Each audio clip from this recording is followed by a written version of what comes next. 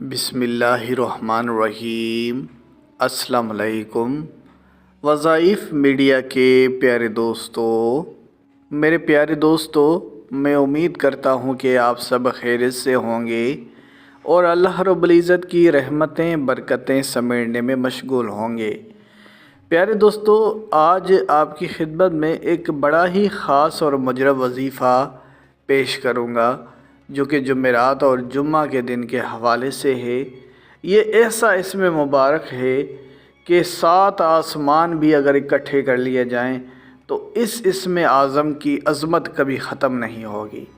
یہ اتنا بڑا نام ہے، لیکن ہم سب مسلمان بہنوں اور بھائیوں کی ایک بہت بڑی بدقسمتی ہے کہ ہم قرآن حکیم سے بہت دور ہو چکے ہیں، عبادات سے بہت دور ہو چکے ہیں۔ جب ہم پر مشکلات آ جائے، پریشانی آ جائے یا دکھ تکلیفیں آ جائیں تو بجائے اللہ رب العزت کے آگے گڑ گڑانے کے لوگوں سے مدد طلب کرتے ہیں۔ تو جب آپ اللہ سے دوری اختیار کر لیتے ہیں اور قرآن حکیم سے دوری اختیار کر لیتے ہیں تو یقیناً آپ بڑے مجبور ہو جاتے ہیں، آپ کا کام کبھی نہیں بنتا۔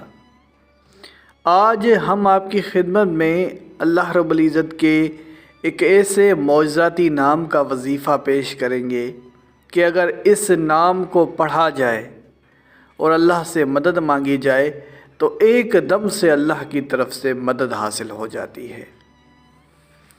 میرے پیارے دوستو، یہ پیارا نام ہے یا مالک الملک، اے ملکوں کے مالک۔ یعنی ہم اللہ کو کہہ کر پکار رہے ہیں، اے ملکوں کے مالک۔ اب یہ ایسا نام ہے اللہ کا کہ جس دن پڑھو گے اسی دن فائدہ ہوگا۔ خصوصاً ہم آپ کو یہ وظیفہ جمعرات اور جمعہ کے حوالے سے بتا رہے ہیں، ویسے عام دن میں بھی یا کسی بھی ٹائم یہ وظیفہ کیا جا سکتا ہے۔ جمعرات اور جمعے کا دن اس لیے انتخاب کیا جا رہا ہے کیونکہ اگلے 2 دن جمعرات اور جمعہ کے ہیں اور یہ بڑے دن ہیں اور ان کی بڑی فضیلتیں ہیں، تو ان دنوں میں اگر آپ یہ نام پڑھیں گے تو زیادہ فائدہ حاصل ہوگا۔ یا مالک الملک، جس کا مطلب ہے اے ملکوں کے مالک۔ اس ویڈیو میں ہم آپ کو یا مالک الملک کا خاص عمل بتانے جا رہے ہیں۔ تو میرے پیارے دوستو، اس سے پہلے کہ ویڈیو کا باقاعدگی سے آغاز کریں اور آپ کو آج کے اس وظیفے کی طرف لے جائیں، آپ سب نے مہمانوں سے درخواست ہے کہ جنہوں نے ابھی تک ہمارے اس چینل کو سبسکرائب نہیں کیا وہ سب سے پہلے ہمارے اس چینل کو سبسکرائب کر لیں اور بیل کے آئیکن کو بھی دبا دیں تاکہ آنے والی ویڈیوز آپ تک بآسانی پہنچ سکے۔ میرے پیارے دوستو، اللہ تعالیٰ کائنات کی ہر چیز کا مالک ہے، ہر چیز حقیقت میں اسی کی ہی ہے۔ انسان کی ملکیت تو مجازی ہے اور چند روزہ ہے۔ اللہ کا یہ نام اسم جمالی ہے اور اس کی اعداد 2120 ہیں۔ جو شخص اللہ تعالیٰ کو اس اسم سے پکارتا ہے، یعنی یا مالک الملک کہہ کر پکارتا ہے، اللہ تعالیٰ اسے صاحب ملک یعنی دنیاوی اسباب اور ذرا کا مجازی مالک بنا دیتا ہے۔ یعنی دنیا میں جو چیزیں ہیں ان کا مالک بنا دیتا ہے، مجازی مالک بنا دیتا ہے۔ اصل مالک تو اللہ ہے۔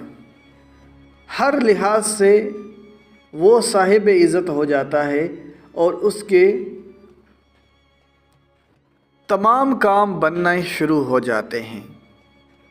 میرے پیارے دوستو، اب چلتے ہیں اس وظیفے کی طرف جو کہ آپ نے جمعرات اور جمعہ کے دن کرنا ہوگا۔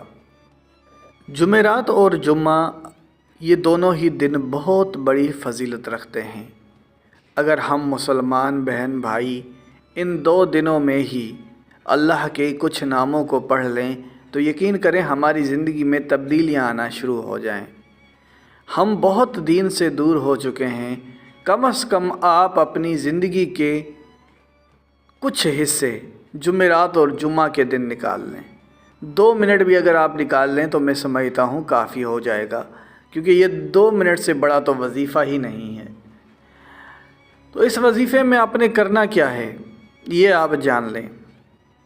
جمعرات اور جمعہ والے دن بعد نماز ظہر یعنی جمعرات والے دن تو بعد نماز ظہر پڑھیں گے یہ وظیفہ، اور جمعہ والے دن تو آپ کو جمعۃ المبارک کی نماز کے بعد ہی یہ وظیفہ کرنا ہوگا، کیونکہ جمعرات والے دن ظہر کی نماز ہوتی ہے اور جمعہ والے دن جمعہ کی نماز ہوتی ہے۔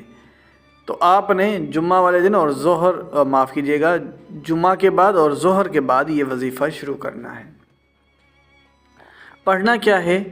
3 بار آپ نے درود پاک پڑھنا ہے، اور درود پاک آپ نے وہ والا پڑھنا ہے جو آپ نماز میں پڑھتے ہیں، اور پھر آپ نے یا مالک الملک، یا مالک الملک اس نام کو آپ نے 60 بار پڑھنا ہے، اور آخر میں پھر آپ نے 3 بار درود پاک پڑھ لینا ہے۔ تو یہ بہت آسان سا عمل ہے، یعنی کوئی بھی شخص یہ وظیفہ کر سکتا ہے کہ 3 بار درود پاک پڑھنا ہے آپ نے شروع میں، اور بیچ میں آپ نے یا مالک الملک کا ورد کرنا ہے 60 بار، اور آخر میں پھر 3 بار درود پاک پڑھ لینا ہے۔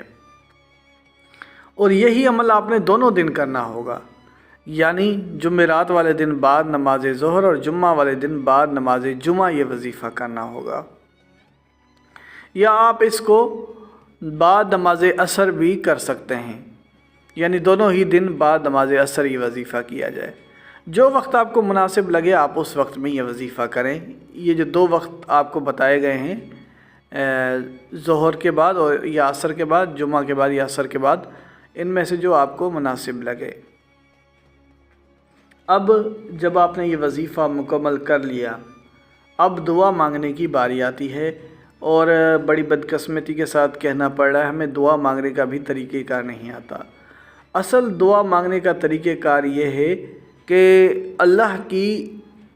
آپ اللہ کی تعریف کریں، اللہ کے پاک صفاتی ناموں کو پڑھ کر اللہ کی آپ صفت کو بیان کریں، جیسے یا رحمان ہو، یا رحیم ہو، یا حی ہو، یا قیوم، یا رزاق ہو، یا مالک ہو۔ یہ اللہ کے سب صفاتی نام ہیں جو کہ اللہ کی صفت کو بیان کرتے ہیں، یعنی اللہ کی تعریف کرتے ہیں۔